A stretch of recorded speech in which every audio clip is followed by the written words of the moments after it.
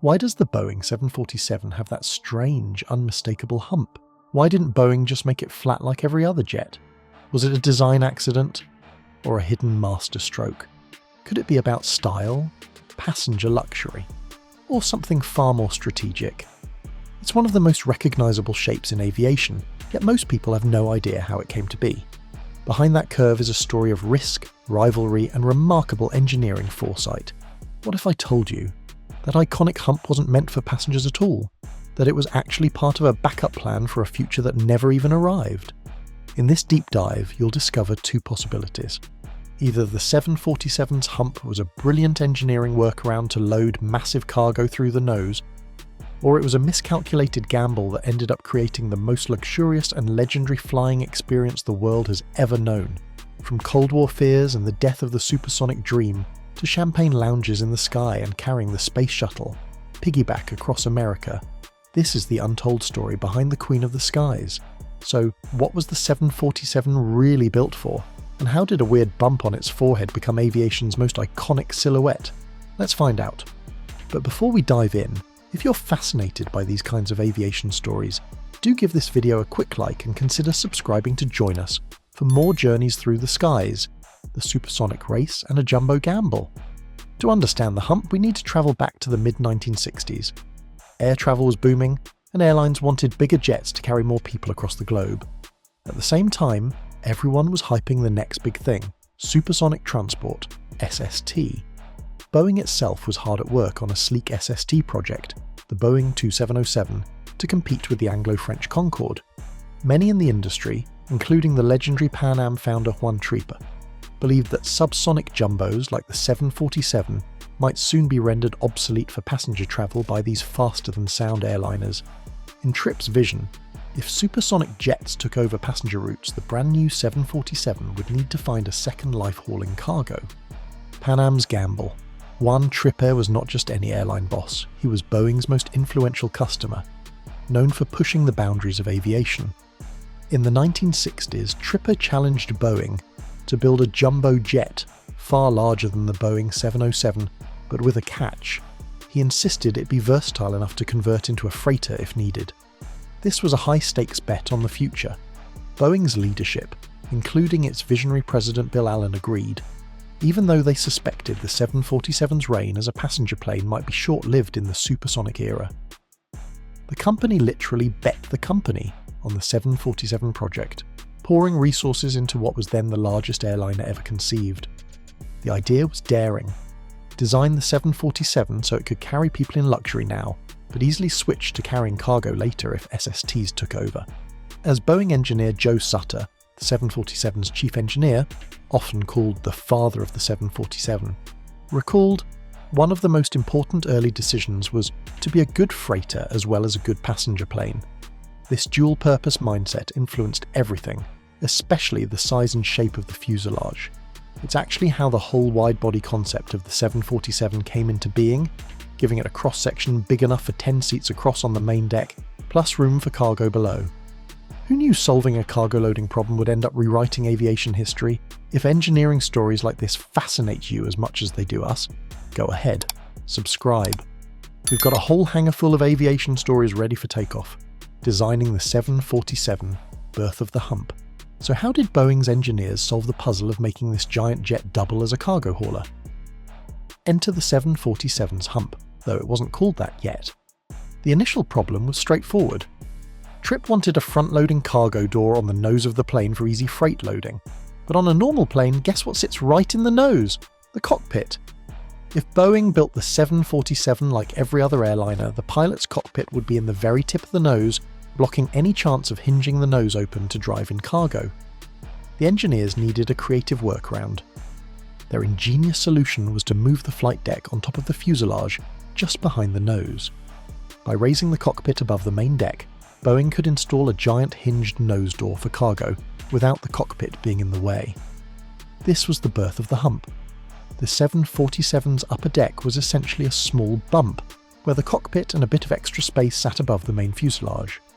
At first, the design had just a little rounded bubble up there, basically a hemispherical dome right over the nose. However, in test models, that dome caused a lot of aerodynamic drag. The fix Boeing stretched that bubble further back into a sleek fairing, tapering it into a teardrop shape for smoother airflow. And voila, the classic 747 hump was born, not for style but for pure function.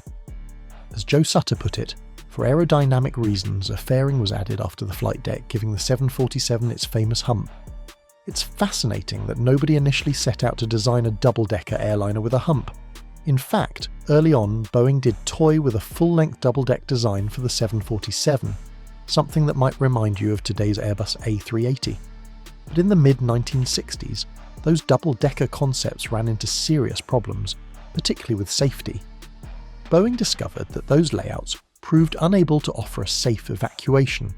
In a crash or emergency, getting everyone out of a two-level airplane quickly was too difficult with the technology and regulations of the time.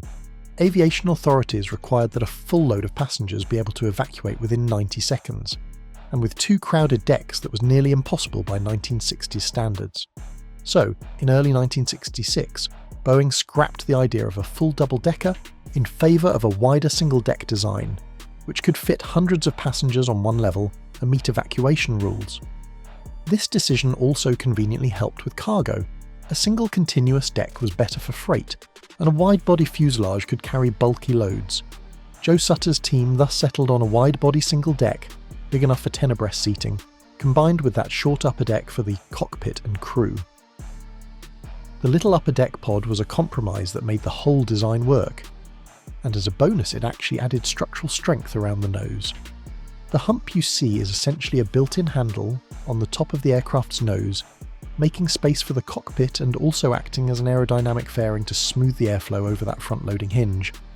The result was both practical and visually striking, a plane that could open its nose like a giant mouth to swallow cargo, and that looked like no other airliner ever built. From cocktail bars in the clouds to sleeper suites behind the cockpit, the 747 was basically the original flying penthouse. If you'd book a seat up there in a heartbeat, why not share this video with a friend who loves aviation luxury too? The upper deck, from luxury lounge to more seats. Once Boeing had this novel two-level arrangement, a question arose. What to do with that extra space just behind the cockpit on the upper deck?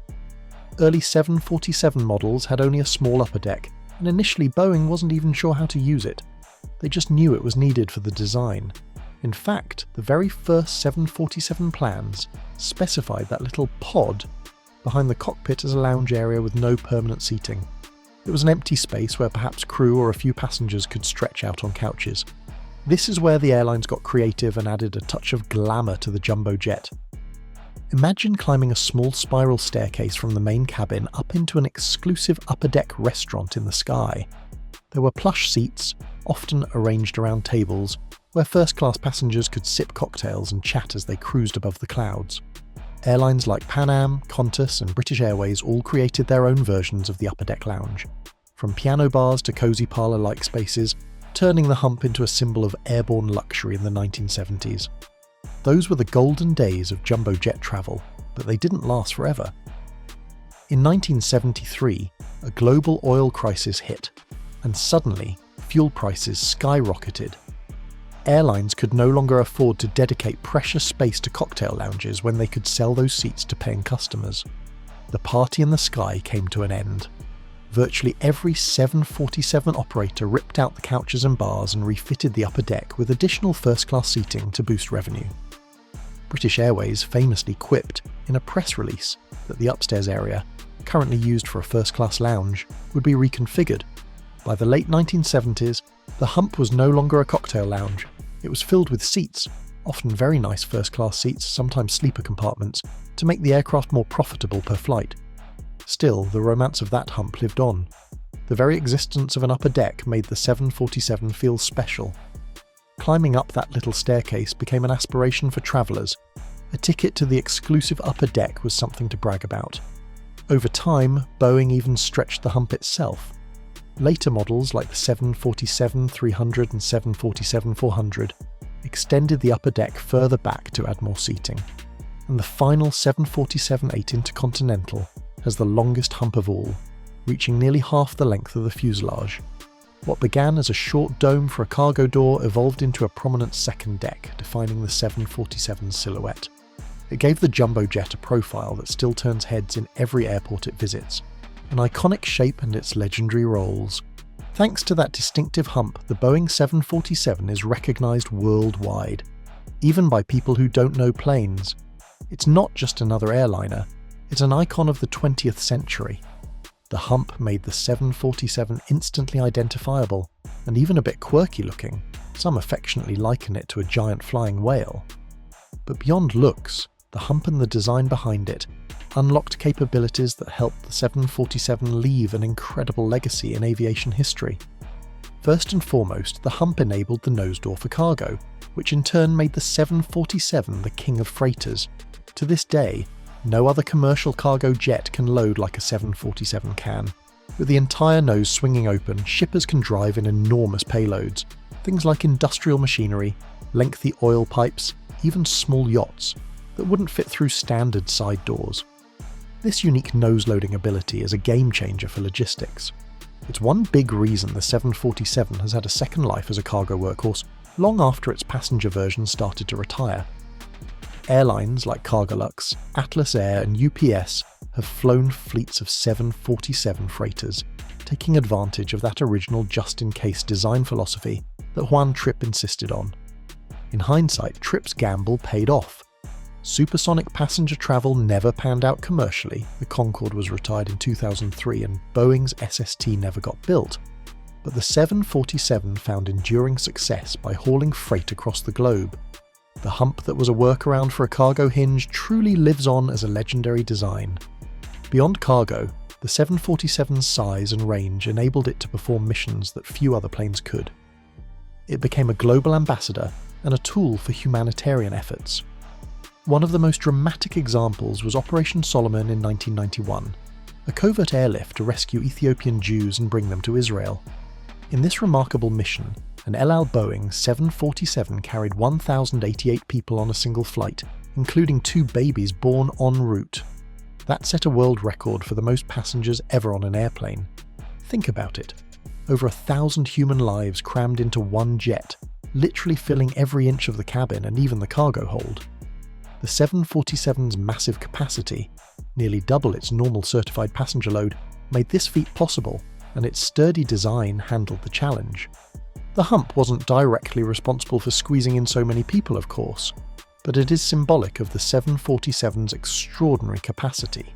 In that flight, some passengers even sat on the upper deck floor because all seats were removed to maximise space. The 747 became a lifesaver, quite literally, thanks to the vision that built it big and versatile. If that story amazes you, feel free to share this video with others who love hearing about the incredible things airplanes have done. Then there's the 747's role as a cultural icon. This jet ushered in affordable long-haul travel for millions. Its humpbacked profile featured in countless movies, TV shows and posters, a symbol of the jet age's promise to connect the world. Even heads of state chose the 747. The United States outfitted 2 747-200s as Air Force One presidential transports, complete with all the upper deck communications and luxury trappings. The hump became synonymous with prestige and global travel. For many, just seeing a 747 at the airport, that towering front section, inspired awe. It was not only the largest airliner for decades, but also the most beloved. Pilots and passengers alike have often spoken emotionally about the 747, as if it were more than a machine. The aircraft's unique shape certainly plays a part in that affection. It's a plane with a face and a presence. And if all that weren't enough, the Boeing 747's hump helped it venture into space. Well, almost. Believe it or not, the 747 was enlisted by NASA to carry the space shuttle orbiters on their backs. In the late 1970s and onwards, NASA modified 2 jumbojets into shuttle carrier aircraft, SC-Eke, essentially flying piggyback shuttle transporters. The orbiters, like the Space Shuttle Endeavour, Discovery, etc., would be mounted on top of the 747, right over the reinforced upper fuselage, which of course is where the hump is. The jumbo's low-wing design and strong structure made it ideal for this job. So thanks in part to that upper deck, the 747 could be fitted with attachment struts to securely hold a 170,000-pound spaceplane on its back.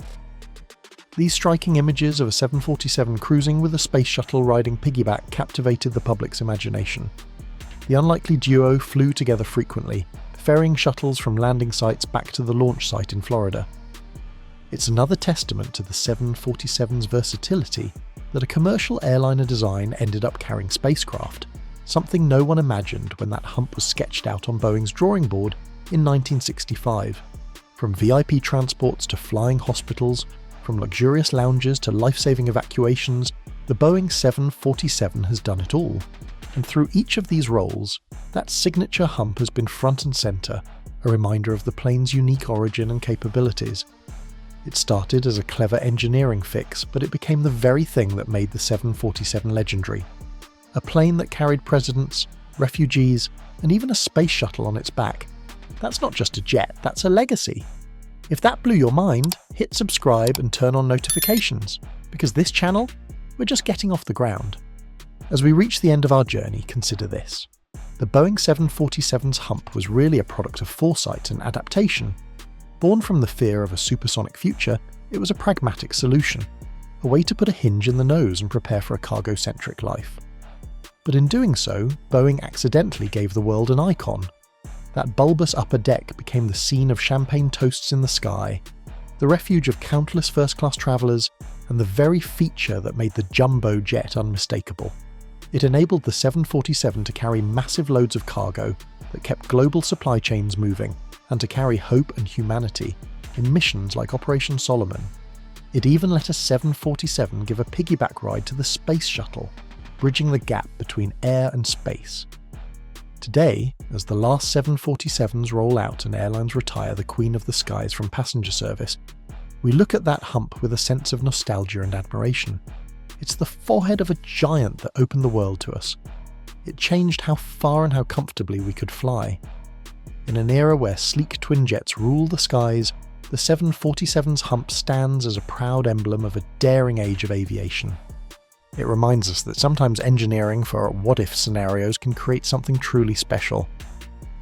We hope you enjoyed this deep dive into what the Boeing 747's hump was really for. If you did, please give us a like, share this with fellow aviation enthusiasts, and let us know in the comments. What's your favourite 747 memory or fact? Did you ever get to climb that spiral staircase to the upper deck, or see a 747 carrying a space shuttle? We'd love to hear your stories and thoughts. And of course, subscribe for more captivating tales from the world of aviation. Thank you for flying with us through this story. Until next time, safe travels and happy landings.